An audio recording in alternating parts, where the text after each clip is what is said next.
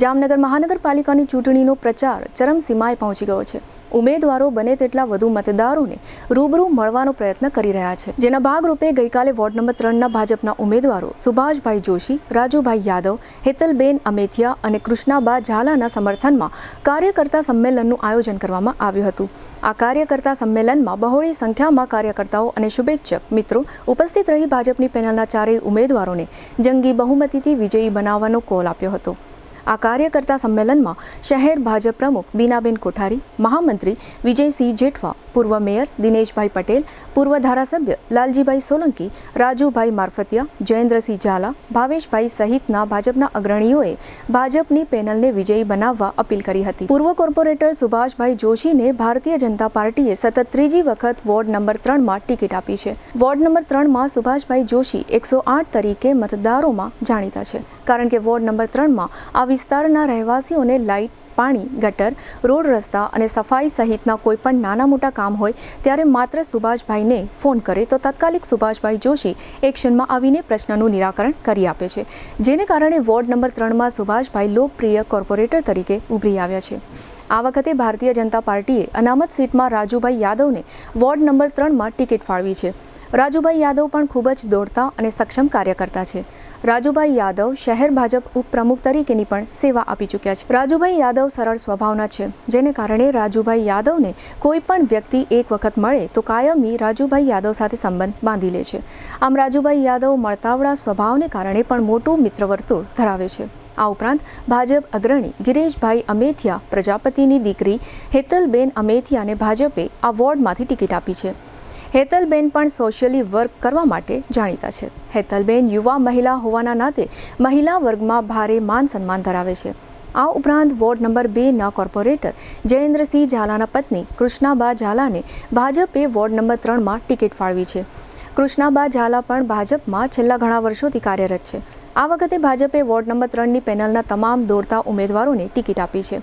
આ ચારેય ઉમેદવારોએ જણાવ્યું હતું કે આ વખતે વોર્ડ નંબર 3 માટે મહાનગરપાલિકામાંથી વિશેષ ગ્રાન્ટ મેળવીને વધુ સારું કામ કરવાની મહેચ્છા ધરાવીએ છીએ। આ ઉપરાંત આ ચારેય મતદારોએ વોર્ડ નંબર 3ના વિકાસમાં અમો કોઈ પ્રકારની કચાશ નહીં રાખીએ તેવી પણ મતદારોને ખાતરી આપી છે।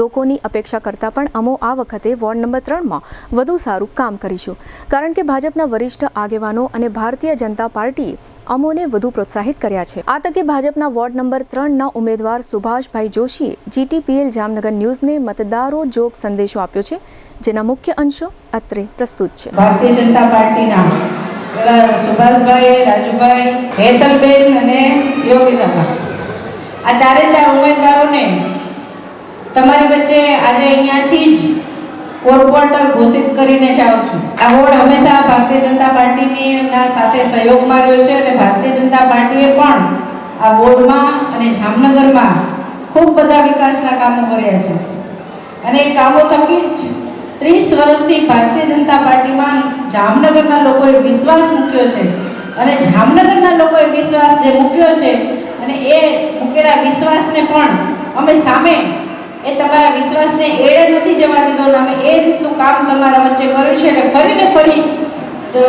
જનતાએ અમારા ઉપર વિશ્વાસ મૂક્યો છે।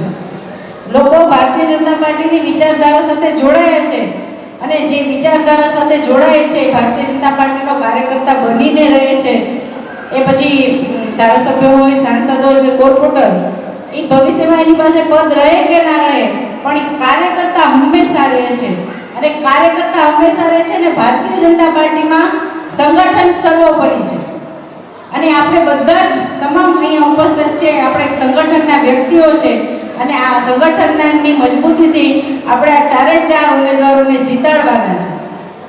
એ જીતાડવાનું કામ તમે બધા જ લોકો કરશો, લોકો વચ્ચે જઈને કહેશો કે જામનગરમાં ભારતીય જનતા પાર્ટીએ ખૂબ વિકાસના કામ કર્યા છે।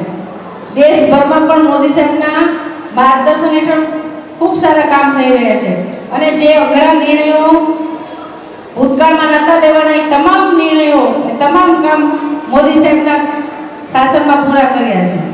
રામ મંદિર ગયા છે એમને ખબર છે, કાશ્મીર જતા હોય એમને ખબર છે, આપણા UCCના કાયદાઓની પણ ખબર છે। એ કામ મોદી સાહેબ જે વિચારધારા સાથે જોડાયેલા છે એ જ વિચારધારા સાથે અમે બધા જોડાયેલા છીએ। તો જામનગરમાં પણ એવું કામ કર્યું છે જામનગરનો ઘોષણાપત્ર અહીં તમામ સમજદાર અને ભણેલો વર્ગ છે, ઘોષણાપત્ર વાંચજો. એ ઘોષણાપત્ર અને ગઈ ટર્મમાં 5 વર્ષ પહેલા જે ઘોષણાપત્ર મેનિફેસ્ટો હતો એ પણ વાંચજો. એ મેનિફેસ્ટોમાં જેટલા કામ કીધા હતા, અમે જે આયોજનો કર્યા હતા એમાંથી 80% કામ પૂરા થઈ ગયા છે અને 20% કામ પૂરા કરવાના છે. આ વખતના ઘોષણાપત્રમાં પણ અમે જે લખ્યું છે કે પછી જામનગરને હરિયાળો બનાવવાની વાત હોય, જામનગરના રોડ રસ્તાની વાત હોય, ઘરે ઘરે નળ સે જલની વાત હોય કે આગની ઓળખની વાત હોય, આ તમામ કામ એમાં લખ્યા છે. અને હું આ તમામ અમારા કોર્પોરેટર અને ભારતીય જનતા પાર્ટીના સંગઠનથી હું તમને બધાને ખાતરી આપું છું કે કામો પણ આવતા 5 વર્ષમાં હવે પૂરી નિષ્ઠાથી પૂરા કરવાની કોશિશ કરીશું અને તમને બધાને આપણે પૂરા કરીને બતાડશું. ફરી જનતાનો વિશ્વાસ આપણે જીતીશું અને જનતા જો આપણામાં વિશ્વાસ મૂકે તો ફરી એને ઉજાગર કરીને બતાડશું. એ રીતનું કામ કરશું. મિત્રો, આ વોર્ડ કાયમ માટે એ સ્થાનિક સ્વરાજ્યની ચૂંટણી હોય, વિધાનસભા હોય કે લોકસભા હોય, ભાજપને હંમેશા અવ્વલ નંબરે રાખ્યો છે અને તમે રાખશો એ પણ આમ બધાને બેઠેલા દરેકને ખાતરી છે. પણ એક વિનંતી કરવા આવ્યો છું કે અહીંયા બેઠેલા જેટલા લોકો છે, જામનગર મહાનગર સ્થાનિક સ્વરાજ્યની ચૂંટણી 16 વોર્ડમાં થઈ રહી છે. તમારા જ્યાં કોઈ સગાવાલા હોય, ક્યાંય સંબંધીઓ હોય, ક્યાંય તમારે વ્યવહાર હોય તો મારી વિનંતી છે 2 હાથ જોડીને કે તમે ફોન કરી અને ભારતીય જનતા પાર્ટીની પેનલમાં એ અન્ય વોર્ડમાં મતદાન કરે એવી એક અપીલ કરજો. કરશો ભાઈ? હાથ ઊંચો કરીને કહો, કરશો ને? પાકું? તો ભારતીય જનતા પાર્ટીના 16 વોર્ડની અંદર 64 કમળ ખીલે એની ખૂબ જરૂરિયાત હોય ત્યારે આ સ્થાનિક સ્વરાજ્યની ચૂંટણી એટલે જ્યારે આપણે મકાન બનાવતા હોય ત્યારે મકાનનો પાયો કેવો હોવો જોઈએ? કેવો હોવો જોઈએ? કેવો હોવો જોઈએ? આ પાયો છે. આ પાયા ઉપર જ ઇમારત ફરકાતી હોય, વિધાનસભા હોય કે લોકસભા હોય. એટલે આ પાયાને 16 વોર્ડમાં આ વોર્ડમાંથી એક સંદેશો જાય. અહીંયા બેઠેલા દરેક લોકો પોતાના સગાવાલા સંબંધીઓને ફોન કરે અને દરેક વોર્ડમાં ભારતીય જનતા પાર્ટીની પેનલ જીતાડવા માટેનું આહવાન કરે. એ વિનંતી કરવા તમારી સમક્ષ આવ્યો છું. ત્યારે જાજી વાત તો અહીંયા દિનેશભાઈ ને બધા છે, કુમાનસિંહ છે, દિનેશભાઈ છે, લાલજીભાઈ છે, એ કોર્પોરેશનની કરવાના છે. 1995 પહેલાનું કોર્પોરેશનની જામનગરની હાલત કોંગ્રેસના શાસનમાં શું હતી અને 2026માં જે જામનગર મહાનગર એટલે 3 ટાયર જે આપણે સિટી છે એ 3 ટાયર સિટી ગુજરાતની અંદર જોશો તો ક્યાંક જામનગર મહાનગર એ અવ્વલ નંબર પર છે. અવ્વલ નંબર પર એટલા માટે છે કે છેલ્લા 30 વર્ષથી આ જામનગર મહાનગરપાલિકા ભારતીય જનતા પાર્ટીનું શાસન તમારા બળ ઉપર આવે છે. એટલા માટે હજી પણ ઘણા બધા વિકાસના કામો આપણે કરવાના છે. આવતા 5 વર્ષમાં ચૂંટણીનો મેનિફેસ્ટો બહાર પડી ગયો છે. એ મેનિફેસ્ટો તમારી સમક્ષ આવવાનો છે, એની વાત વડીલો કરવાના છે. પણ હું સંગઠનનો કાર્યકર્તા છું એટલે સંગઠનની વાત કરવા માટે આવ્યો છું. આપણા 4 ઉમેદવારો જ્યારે અહીંથી જીતીને જાય, ફરી મહાનગરપાલિકા ભારતીય જનતા પાર્ટીની બને ત્યારે આવનારા દિવસોમાં ઘણા બધા કામો છે. 2-3 કામોની વાત મારે તમારી સમક્ષ જે મેનિફેસ્ટોમાં લીધી છે કરવાની. વોર્ડ નંબર 2 હોય, વોર્ડ નંબર 3 હોય, આપણા બોરના તળ એ ક્યાંક ને ક્યાંક ભામરા પાણીના હશે, ક્યાંક અંશે થોડુંક ખારું પાણી આવતું હશે. આવું હવે છે. આ ચૂંટણીના મેનિફેસ્ટોમાં ગાંધીનગરનું જે સ્મશાન છે એ સ્મશાનથી આગળ આપણે મીઠા પાણીનું તળાવ એ બનાવવા જઈ રહ્યા છે. એના કારણે ક્યાંક આ વરસાદી પાણી રોકાય અને દરિયાનું પાણી જે વીર મારફત આવે છે એ આગળ ન વધે, ખારાશ આગળ ન વધે, એના માટેનું સુંદર કામ એ આવતા મેનિફેસ્ટોમાં લીધું છે. એ રિવરફ્રન્ટ હોય કે બ્રુકબર્ડની અંદર બનતી સાયન્સ સિટી હોય, સ્પોર્ટ્સ સંકુલ હોય, કોર્ટ હોય, આપણે બહાર નીકળતા આપણી સમક્ષ જે રોડ બન્યા છે એ રોડ હોય, આવા અનેક કામો એ આવનારા મેનિફેસ્ટોમાં આવનારી 5 વર્ષની અંદર આપણે જ્યારે કરવા જઈ રહ્યા છીએ ત્યારે ફરી આ બધા જેમ સહકાર આપો જેમ વિશેષ સહકાર અન્ય વોર્ડમાં આપણા ટેલિફોન મારફત આપ આપો એવી આપ સૌ પાસે અપેક્ષા રાખી છે. ખાસ તો પાર્ટીએ સતત મને આ ત્રીજી વખત વોર્ડ નંબર 3માં ટિકિટ આપી. એટલે હું પાર્ટીના પ્રદેશના આગેવાનો, જામનગરના સાંસદશ્રી, ધારાસભ્ય અને મંત્રીશ્રી તેમજ 79ના ધારાસભ્ય તેમજ શહેર સંગઠનના પ્રમુખશ્રી, મહામંત્રીશ્રીઓ અને સમગ્ર સંગઠનની ટીમ અને વોર્ડનો હું ખૂબ આભાર માનું છું કે વિશ્વાસ રાખું મારામાં ત્રીજી ટર્મ માટે મને ભારતીય જનતા પાર્ટીએ ટિકિટ આપી.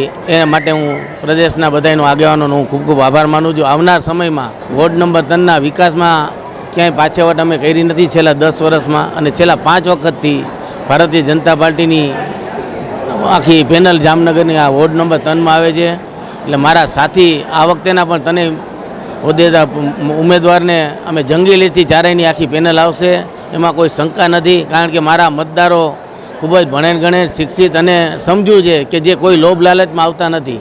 કોંગ્રેસવાળા દર 5 વર્ષે ખાલી ચૂંટણી આવે ત્યારે અઠવાડિયું 15 દી ખાલી મત માગવા અને ઊભા રહેવા આવે છે. પછી 5 વર્ષ લોકોના સુખ દુઃખમાં કોઈ બનાવ અણબનાવ બન્યા હોય તો ક્યારેય ઊભા નથી રહેતા. એટલે પબ્લિક આ કોંગ્રેસને સમજે છે. એટલે એમાં અમારે કાંઈ વધારે આ સમજુ પબ્લિકને કહેવું નથી પડતું. બીજું કે પહેલી ટર્મમાં હું મહાનગરપાલિકામાં સ્ટેન્ડિંગ કમિટીનો ચેરમેન મને બનાવ્યો હતો ત્યારે જામનગર શહેરના અનેક વિકાસના કામો જેમાં હું સહભાગી થયો હતો. ખાસ કરીને નલ સે જલ યોજના હોય, વરસાદી પાણીના નિકાલ હોય, ટીપીડીપીના રસ્તા હોય, ફાટક મુક્ત જામનગર બને તેના માટેના બ્રિજ હોય, ઓવરબ્રિજ હોય, અંડરબ્રિજ હોય. આ બધા ઇતિહાસે સૌરાષ્ટ્રનો સૌથી લાંબામાં લાંબો સુભાષ બ્રિજ જે મારા સમયમાં મેં મંજૂર કર્યો હતો, એવી રીતે આપા યાર્ડ પાસે છે. આવા અનેક અમે અને અમારા પછીના હોદ્દેદારોએ જે બ્રિજ, અંડરબ્રિજ બનાવ્યા છે જે જામનગરને ફાટક મુક્ત અને સતત લોકોની અવર જવરથી જે ટ્રાફિકને વધતો જાય છે, વિકાસની સાથે સાથે આપણા ઉદ્યોગનગર છે, રિલાયન્સ છે, એસા છે, જે બધું ને લીધે આપણે ટ્રાફિકને હરવું કરવા માટે હમણાં પણ ખંભાળિયા બાયપાસમાં 135 કરોડનો ફ્લાયઓવર બ્રિજ મંજૂર કરવામાં આવ્યો છે. એટલે લોકોની પાયાની સુવિધા માટે રાજ્ય સરકાર હોય, કેન્દ્ર સરકાર હોય, અમારા જામનગરના પદાધિકારી હોય, સાંસદ હોય, ધારાસભ્ય હોય, મંત્રીશ્રી હોય, બધાય ક્યાંય કચાર ન કરે. દિવસે ને દિવસે જામનગરનો, રાજકોટ હોય, અમદાવાદ હોય, એવા મહાનગરની હરોળમાં વિકાસ થઈ રહ્યો છે, જે તમે પણ તમારા પ્રેસ મીડિયામાં જોઈ રહ્યા છો. એટલે વધુ નહીં કહેતા આવતા 26 તારીખે અમારા વોર્ડના મતદારોને અપીલ કરું છે કે વધુને વધુ મતદાન કરી અને જામનગરમાં બીજા વોર્ડ કરતાં જામનગરમાં વોર્ડ નંબર 3ની હાઈએસ્ટમાં હાઈએસ્ટ લીડ રાખી અને અમારી આખી પેનલ વિજેતા થાય એવી અમારી સર્વને અપીલ છે.